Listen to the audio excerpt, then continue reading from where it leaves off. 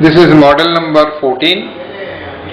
It's a microcontroller based control of induction motor rotation in either direction.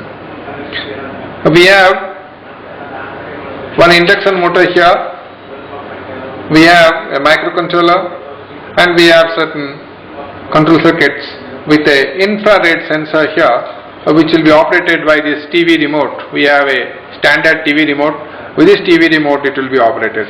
Now once I press a particular number, now supposing I press 1, you see the motor rotates in one direction. I pressed 1.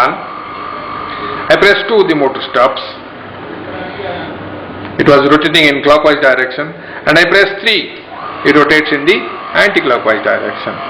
Now let's see again. 2, stop. It was rotating in anti-clockwise. 1, clockwise, stop.